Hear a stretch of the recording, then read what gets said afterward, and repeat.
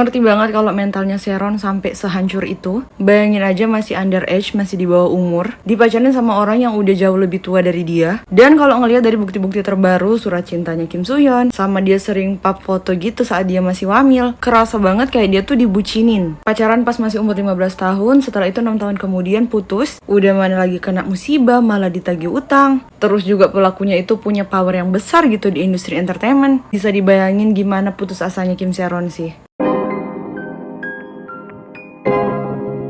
Yo guys, balik lagi bersama saya tentunya Uki Kevin. Kita bahas lagi tentang Kim Sharon, kematian dari Kim Sharon, begitu juga dari kejahatan Kim Soo Hyun ya.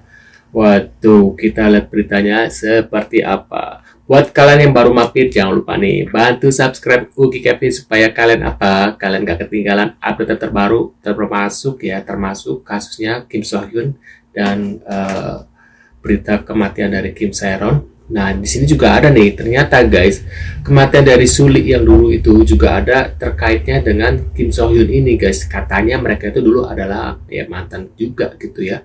Waduh, beritanya seperti apa? Yuk langsung kita simak bareng-bareng guys. Tonton sampai selesai baru kita reaksi bareng-bareng supaya apa? Supaya kalian nggak salah paham gitu guys. Yuk kita lihat bareng-bareng guys. Dan buat kalian yang baru nonton ya, channel aku nih, aku juga ada bahas Kim Sharon lagi di video aku sebelumnya guys, kalian bisa lihat di beranda ya. Yuk kita lihat bareng-bareng guys. Menurut kalian Kim Soo Hyun itu akan minta maaf nggak ya secara publik? Bingung nggak sih? Ini medianya tuh udah gede banget di Korea maupun di semua negara tuh lagi ngomongin dia, dan bukti-buktinya udah ke-spill dan itu parah banget. Tapi agensinya itu bisa masih ngebantah dan dia tuh masih diem aja. Bahkan gak ada inisiatif loh untuk kayak minta maaf ke keluarganya secara tertutup, membuktikan emang dia orangnya sejahat itu. Jadi aku bukan fansnya sama sekali, tapi emang aku akuin kalau dia acting atau main film itu memang actingnya tuh bagus. Cuma sangat disayangkan aja sih, lu manusia apa bisa sejahat itu, sampai meninggal aja lu tuh gak dateng. Semoga kasus ini menemukan. Benar ya, pas kejadian pemakaman itu, kematian Kim Sharon itu nggak datang ya ke Kim Soo Hyun ya, yang datang malah Won Bin ya. Gila sih, Won Bin itu nangis ya, gila ya. Titik terang yaitu keluarganya bisa mendapatkan permintaan maaf dari Kim Soo Hyun.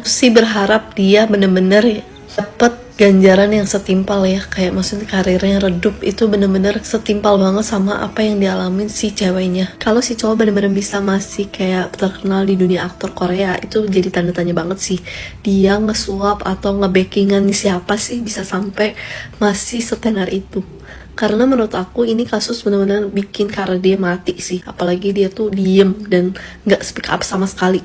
Beda loh sama si Sus Kim Son Ho, seorang lelaki yang berani minta maaf ke publik dan benar-benar ngakuin kesalahannya, which is mungkin 100% bukan kesalahan dia, tapi dia itu benar-benar gentleman dan dia bisa benar-benar bangkit dari keterpurukan, dari citra yang jelek, bisa sampai sukses lagi sampai sekarang. Berharap Kim Soo Hyun benar-benar punya hati yang baik untuk bicara baik-baik.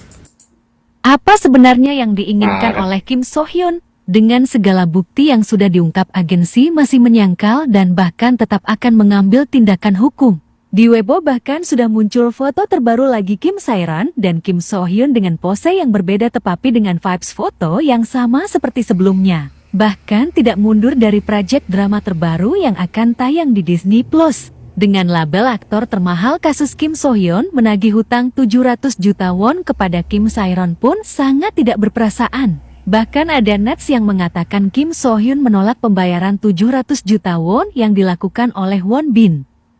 Fakta dibalik rumor yang tersebar Kim Soo Hyun dan Kim Sharon, Dispatch udah buka suara. Baru aja dikeluarin per siang tadi. Aku kaget sih, Dispatch yang aku kira bakal lama buka suaranya, kali ini secepat itu dia langsung buka suara. Karena ini semuanya dalam bahasa Korea, aku bakal jelasin translationnya satu persatu dan secara cepat. Poin pertama, Kim Sharon dan Kim Soo Hyun itu bener-bener pacaran dulu guys. Ini udah dikonfirm sama Dispatch, dan mereka itu karena beda jauh umurnya, takut menyebabkan isu juga, jadi akhirnya mereka berdua itu stay private. Poin kedua, Kim Sharon ini adalah breadwinner atau orang yang menafkahi keluarganya. Dan di sini dia mengalami mengalami kesulitan keuangan karena ada pembayaran kompensasi yang ditagih sama agensinya Gold Medalist. Awal kasusnya itu karena si Kim Se-ron ini pernah nyetir sambil mabok dan mengalami kerugian yang cukup besar. Ketika namanya udah turun anjlok, dramanya nggak sampai situ aja karena si Kim Se-ron ini harus ganti rugi di Maret 2024 ditagih sama Gold Medalist. Di sini Gold Medalist itu ngasih surat bersertifikat atau ibaratnya surat ancaman gitu ya, karena udah lewat tenggang waktu utang yang dikasih dari Gold Medalist kurang lebih 1 tahun, tapi Kim Se-ron ini belum bisa bayar sebesar 700 juta won atau sebesar 7 miliar rupiah. Terus di slide berikutnya, Dispatch memang setuju kalau Kim Se-ron ini memang diancam sama Gold Medalist karena memang udah lewat waktunya dan dia nggak bisa bayar utangnya. Ini translation suratnya, kalian bisa baca secara detail. Karena udah panik dan gak bisa berpikir jernih, Kim Se-ron yang notabene-nya adalah mantan Kim Soo-hyun saat itu udah putus ya, mereka ceritanya dari 2021, katanya sih pacaran 6 tahun ya menurut sumber informasi bibinya. Di sini dia kirim SOS atau pesan yang bilang ke Kim Soo-hyun kalau dia butuh pertolongan dan gak bisa bayar utang itu semua dalam waktu yang cepat. Dengan ngepost story yang mesra-mesraan itu, Kim Se-ron kan dapat banyak julukan, banyak negativity dari internet, tapi Dispatch ini mau kulik lebih lanjut ke Kim Se-ron. Dia akhirnya mengirimkan pesan ke Kim Se-ron. Ini pesan yang dikirimin reporter Dispatch ke Se-ron. Dia tuh kayak berusaha nyari tahu dan kayak, kamu butuh bantuan apa kayak gitu, tapi Kim Se-ron tuh menolak dan bilang kayak nggak apa-apa kok, saya masih bisa nyelesain sama si agensinya gitu. Akhirnya Dispatch nggak turun tangan karena Kim Se-ron dirasa masih bisa nyelesain sendiri, tapi malah agensinya Kim Soo-hyun yang waktu itu juga masih tayang Queen of Tears, mereka menepis rumor kalau dia tuh nggak ada pacaran apapun. Sampai turun tangan nanya ke Gold Medalist, kok kamu sampai kirim surat kayak gitu, tapi si Gold Medalist itu malah bilang itu pokoknya manajer kami yang hubungin, kita juga butuh dokumen untuk profesionalitas dan lain-lain, pokoknya berdalih gitu. Terus di situ juga Kim Se-ron sebenarnya udah berusaha ngebayar, katanya udah berusaha jual mobil, terus ngejual hasil-hasil kerja dia, tapi tetap nggak cukup untuk memenuhi 700 juta won itu. Dispatch di sini tuh lumayan berpihak ke Kim Se-ron ya, karena dia bilang Kim Se-ron udah melakukan yang terbaik sesuai kemampuannya. Part yang menyedihkan pas Kim Se-ron ini udah mau meninggal itu tetangganya ada yang ngelihat kayak dia tuh sering menangis di atas tangga dekat vilanya, terus kayak tangannya itu suka banyak bekas sayatan di pergelangan tangan yang mungkin artinya memang dia depresi. Slide terakhir Dispatch bilang sebenarnya nggak bisa menyimpulkan secara pasti inilah yang menyebabkan meninggalnya si Kim Se-ron, tapi dia bilang mungkin kenapa caranya harus seperti ini pas menagih utang 700 juta won itu, dan bisa jadi ini salah satu aspek yang menyebabkan aktrisnya itu juga stres. Pastinya Dispatch itu tuh bener-bener kecewa sama tanggapannya Gold Medalist ataupun agensinya yang ketika ditanyakan emang perlu sejauh ini gitu untuk melindungi satu aktor, apakah itu tindakan yang terbaik, mereka nggak merasa itu bijaksana. Well, menurut aku pribadi, tanggal kematiannya Kim Se-ron sendiri ini udah menjadi clue terbesar kalau dia punya masalah sama Kim Soo-hyun sih. Jadi bisa jadi itu salah satu penyebab terbesar dia juga meninggal dan bunuh diri. Ditambah pas Kim Se-ron ini meninggal juga nggak ada yang datang dari pihak Kim Soo-hyun untuk sekedar melayat. Waduh, parah sih ya. Ternyata udah ada beberapa brand gitu yang menghapus citranya Kim Soo-hyun. Nah sekarang nih OnePlus guys, ini kalian lihat. Sepertinya ini drama ongoing yang bakal aku tunggu-tunggu terus nih setiap hari ya, bukan setiap minggu 2 kali gitu episodenya, tapi setiap hari nih kita kayak dibuat penasaran sama kelanjutan cerita seperti apa. Banyak banget Ya, tuh perada yang aku itu. harap itu kebenaran cepat Kompres. terungkap gitu aja. Yang Dia ini banyak tuh, Dinta tuh banyak banget ya. Yang baru close 1, 2, 3, 4, 5 ya, yang ini ya, yang boy. Ada Suli jadi korban Kim So-hyun hingga alami depresi juga, katanya dihujat habis-habisan dan berujung mengakhiri hidup juga guys. Waduh, parah ya Kim So-hyun ya, kelakuannya astagfirullahaladzim. Itu apa guys? Astagfirullahaladzim. Nama Suli ikutan keseret juga setelah rame ke-spill hubungan antara Kim Se-ron dan Kim Soo-hyun. Kalian gak salah denger. Sebenarnya kenapa sih jadi pada ngait-ngaitin sama mendiang Suli? Itu semua karena Suli pernah mengalami kritikan tajam setelah perilisan film Real 2017. Jadi di film Real ini tuh ada adegan panas antara Suli dan juga Kim Soo-hyun yang bikin penonton tuh lagi-lagi kasih komentar jahat ke Suli. Nah, diduga sutradaranya itu juga diganti jadi Lee Sarang yang merupakan sepupunya Kim Soo-hyun. Gak cuma itu, pas lagi terjadi kontroversi di filmnya ini, Kim Soo-hyun tuh malah pergi wamil. Jadi pada saat itu Suli seorang lah yang lebih ke highlight buat dapat komentar-komentar jahat. Nah, selain menuai kontroversi, film ini tuh juga dicap sebagai film terburuk yang pernah dibintangi oleh Kim Soo-hyun menurut Kim Jong-chul dari Extreme Movie. Emang sih pas ditonton alur ceritanya tuh rada berbelit-belit sampai banyak juga yang gak paham waktu nonton filmnya. Nah, makanya sampai saat ini banyak yang menyayangkan Suli tuh sampai harus menerima kritikan-kritikan pedas setelah main di film Real ini.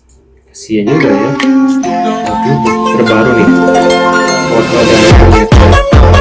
Waduh guys, tuh lihat ya, pas wamil ya katanya gitu guys. Apakah seorang aktor legendaris yang hampir menghilang dari dunia hiburan tiba-tiba muncul untuk menyelamatkan seorang aktris yang tengah terlilit utang? Dan benarkah aktor lain yang selama ini dikenal dengan citra baik justru menekan hingga titik terendah? Ini adalah kisah yang mengguncang publik.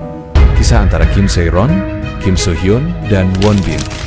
Sebuah komentar di kanal YouTube Garo Zero Research Institute memicu spekulasi liar. Dalam komentar itu, seorang pengguna mengklaim bahwa Won Bin mengetahui penderitaan Kim Se-ron akibat utang 700 juta won dan bersedia melunasinya. Tapi bagaimana komentar ini bisa begitu berpengaruh? Dan yang lebih penting, benarkah informasi ini? Sementara itu di sisi lain, Kim So-hyun yang memiliki aset ratusan miliar won dikabarkan tidak menunjukkan empati. Justru, ia diduga menekan Kim Se-ron dengan surat tuntutan hukum hingga akhirnya memaksanya keluar dari rumahnya. Apakah ini tindakan wajar seorang sahabat? Atau ada sesuatu yang lebih besar di balik tindakan berlebihan Kim So-hyun? Ya ampun, aku kaget banget melihat komentar ini. Aku baru bangun guys dan aku harus siap-siap ke kantor, tapi aku masih sempat buka TikTok untuk lihat gitu kan sekilas. Tapi aku lihat komentar ini benar-benar mencuri perhatian aku banget. Ini menyangkut Won Opa gitu. Aku kaget kan, aku baca baik-baik gitu. Aku pikir apa gitu, ternyata ada fakta baru kalau Won Opa ini pernah berniat untuk membayar hutangnya mendiang Kim Se-ron sebesar 700 juta ke RW, tapi ditolak oleh Kim So-hyun katanya. Ini aku nggak tahu benar apa tidak. Nah, menurut pendapat kalian gimana nih setelah melihat berita Kim Se-ron ini guys? Kalian tuh percaya apa enggak nih? Menurut aku sih fix ya, dia dalang dari kematian dari Kim Se-ron termasuk Suli ya. Menurut kalian gimana nih? Tulis di kolom komentar. Terima kasih sudah hadir dan jangan lupa bantu subscribe Uki Kevin dan sampai jumpa di video selanjutnya. See you guys.